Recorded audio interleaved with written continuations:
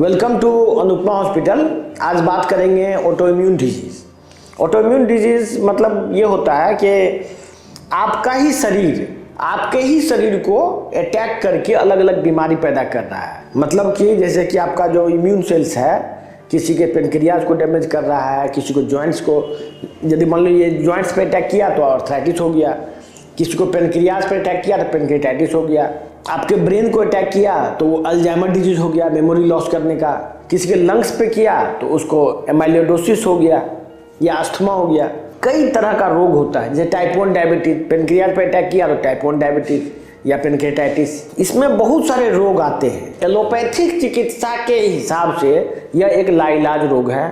इसमें सिर्फ एक ही दवाई दी जाती है, वो है स्टेरॉयड। हमारे पास मरीज आते हैं जो कि पिछले 20 साल से स्टेरॉयड खा रहे हैं, किसी का किडनी फेल हो जाता है, किसी का हार्ट फेल हो जाता है, लेकिन वो नॉर्मल लाइफ नहीं जी पाता है। जबकि ये नेचुरोपैथी में हम लोग जो ट्रीटमेंट करते हैं उसको नेचुरोपैथी कहते हैं इंडिया में, विदेशों में इसको मेटाबॉलिक ट्रीटमेंट बोलते हैं। नेचुरोपैथी के हिसाब से ये बीमारी टोटली क्यूरेबल डिजीज है। ये इसके हिसाब से ये जो डिजीज है इट इज़ ड्यू टू जो आप भोजन करते हैं, वो भोजन में विसंगति की वजह से ये डिजीज होता है। और यदि आप इस बात को साइंटिफिकली इसको ट्रीट किया जाए तो ये क्यूरेबल है।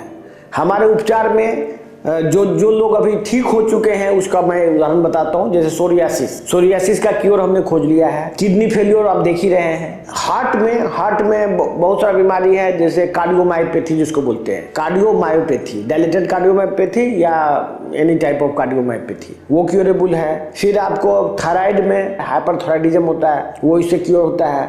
फिर जितना भी प्रोग्रेसिव डिजीज आप देखते हैं, क्रोनिक प्रोग्रेसिव डिजीज, वो सभी ऑटो इम्यून से डिजीज है। मतलब वो समय के साथ साथ धीरे धीरे आपका बॉडी ऑर्गन धीरे धीरे डिटोरिएट करता रहता है। उसमें कभी कभी लीवर फेल्यूर भी ऑटो इम्यून डिजीज होता है। एक बात समझिए, जो एलोपैथिक है उसमें केमिकल्स देके बीमारी को ठीक करने की कोशिश की जाती है।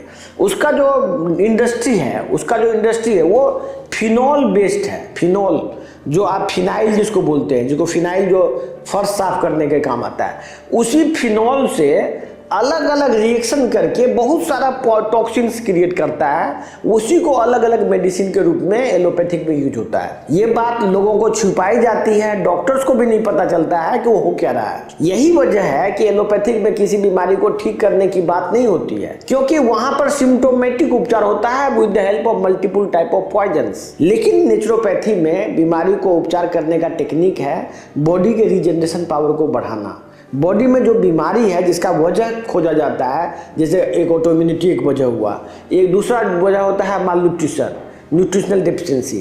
थर्ड है कोई जेनेटिकली डीएनए में कोई परिवर्तन आ गया हो, या डीएनए में आपके पास डीएनए तो ठीक है लेकिन उसका ट्रांसक्रिप्शन या फर्दर रिएक्शन नहीं हो पाया, प्रोटीन सिंथेसिस में प्रॉब्लम है। ये सभी चीज़ों को साइंटिफिकली ट्रीट किया जा सकता है और उसको ठीक किया जा सकता है। ये नेचुरोपैथी में संभव है, और अभी मॉडर्न नेचुरोपैथी में तो इस पर बहुत सारा रिसर्च हो चुका है, और इसको धीरे धीरे अलग अलग देश में इसको आगे ले जाने के लिए सरकार के द्वारा कोशिश भी की जा रही है। हमारे तरफ से हम सरकार से ये विनती करते हैं और आम लोगों से कहते हैं कि यदि आप इस पद्धति को मेन स्ट्रीम में लाएंगे तो देश इससे काफ़ी प्रगति कर सकता है। धन्यवाद।